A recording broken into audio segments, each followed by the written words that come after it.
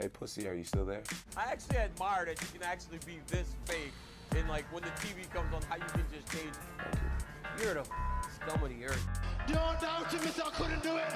The odds that I couldn't do it. Look at me now. Lebanon, headshot, dead. That's it. There's guys out there that are doing this day in and day out. They live and breathe this stuff that they don't get the recognition or credit that they deserve.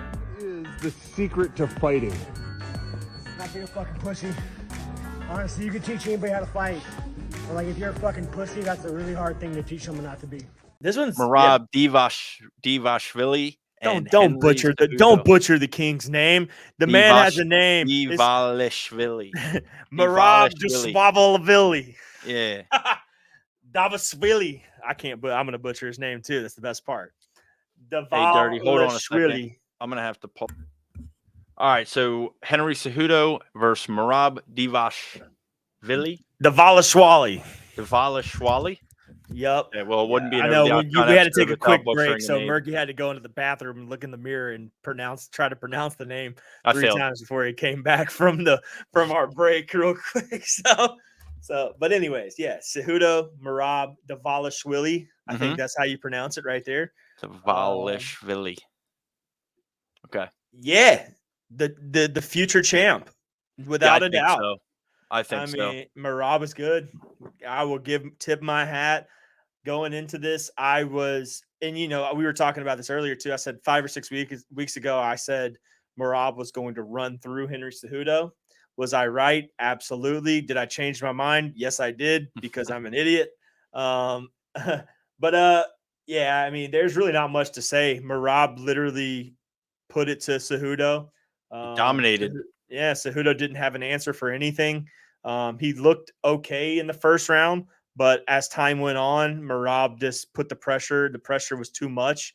And that's what he's good at. And that's what he's going to be great at. And that's why he's going to likely be the next champion of that division, because it's going to be hard to go and keep up with the pace that he puts on fighters. So, yeah, I agree that he gets better the longer he fights. Like in later rounds, he is just an absolute animal. That was another 3-round fight. He asked for a 10-round fight when it was over in the post-fight interview. Give me 10-round fight. Yeah. But man, he's a scary motherfucker, dude. Like if you're looking across the octagon at him in the championship rounds and you're fucking tired, you can guarantee and count on the fact that he is not. No, yeah, dude. He did not look a single bit tired. He's going to be coming at you with the same pace and energy and freshness that he did when the fight started. I remember you said it. Savage. I think you said it best. You said right after the first round, you go, look, Cejudo's sitting down, out of breath, and Merab's standing up, bouncing around, like ready to go. Yeah, like, he's completely unfazed, bro.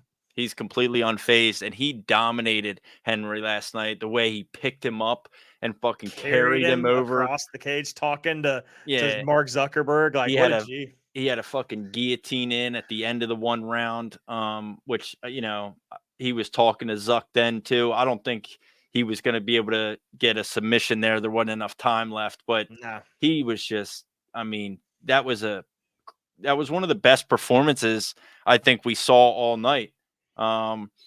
Just because of how just absolutely dominant it was. And now looking at that bantamweight division, he's next. I mean, he's coming for the belt next. And, regardless of the outcome between O'Malley and Chito Vera, I think O'Malley wins that, defends his belt against Chito Vera. He's going to get that one back, but then he's going to have to fight fucking Merab. And, I don't know, man. I think this 2024 is going to be a crazy year in the UFC and for mixed martial arts in general. And we're going to see a bunch of belts changing hands. And I think the bantamweight is going to be the next one. Yep, I think so too. I definitely think Merab beats O'Malley. I think Merab beats Marlon Vera.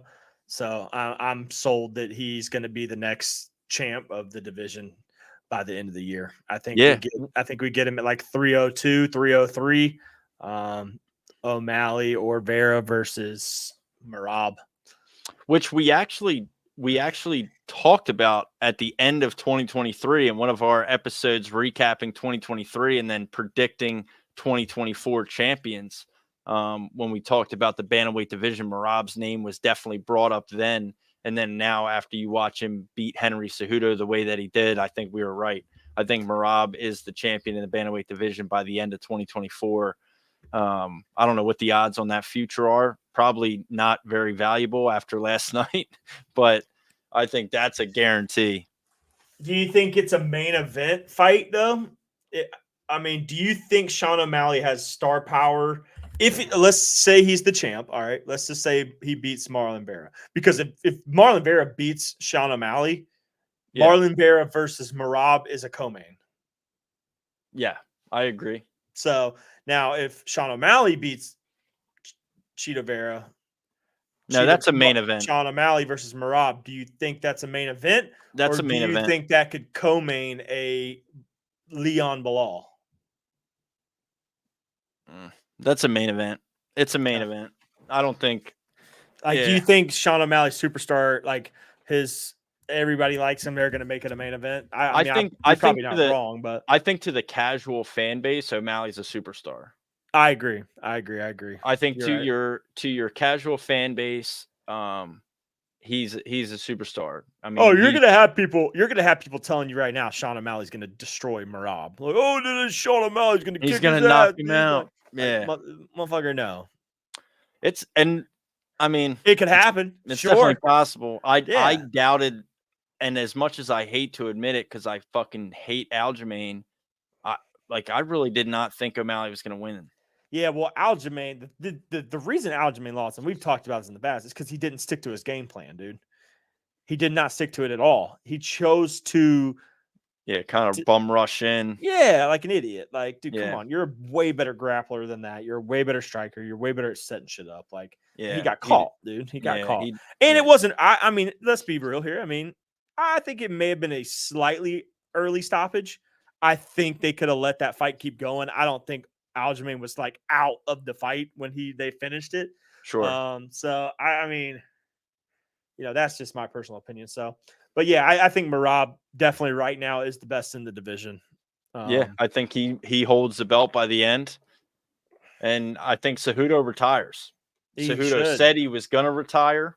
If he lost this fight, he was going to retire. He didn't want to just be a fighter. If he was going to be in the UFC fighting, he wanted to be, getting after being a title holder again. They didn't give him the microphone last night, which I actually agree with. Yeah, I was going to say that too. Sorry, I didn't mean to cut you off, but I was going to bring that up because my respect to Dana White. I mean, if you hate on Dana White, then you just hate realist. You hate a real ass motherfucker who's going to say what's on his mind and he's going to keep it 100 every single time he talks. And when he said last night, he gets on the mic and goes, did Merab piss me off when he didn't take the fight against Aljamain? Absolutely. He's like, but Henry wasn't getting that mic last night to retire because that was Merab's moment. Henry's already retired once. He doesn't deserve to get up there and talk about it again. Like, that wasn't his moment. It was Merab's moment. Let him have it. Merab's getting the next title shot. So, like, even though he had that hostile thought about it before for not taking the fight against Aljo, he still had the respect level to say, no, you're not getting it just because you were a double champ at one point. You're not getting the mic again to retire. You lost the fight. Merab deserved it. That's his moment. Let him shine, Yeah, absolutely. Merab looked unbelievable. He deserved that moment. Dude, and he's actually really coming into his own as far as being I think he's trying to carve out a place where he's a fucking star in the UFC because his like the content that he puts out on social medias, the skits and the videos that he makes are pretty funny, phenomenal. He's funny. Hilarious. He's a ladies' man too, bro. He always makes videos of chicks just in bikinis all around him and shit. He's playing up this character great. I think a fight like this, and then when he goes in an event against Sean O'Malley, I think his level of superstardom is just going to elevate. And he has a great personality, man. I think when casual fan base starts to really understand who he is and starts to get more connected with his content and the other stuff that he's doing, he's a hard guy not to like. I didn't like the him not fighting Aljo either, but at the same time, whatever, fuck it, we're past that. That's in the past. We're moving on. He dominated Henry. He's going to fight for a belt, likely going to win a championship, I think, against Sean O'Malley again. Yeah. And then, it's just, we're going to have to see how it goes. Sean O'Malley better bring his fucking serious A game, I agree. because this motherfucker is not going to stop, bro. Nope. He's not going to stop. He's going to fucking ride you, take you down. I mean, he had Henry in submission attempts, Yep. right? Like, I don't know. I don't know if O'Malley is able to defend that to the level that Cejudo is. I So agree.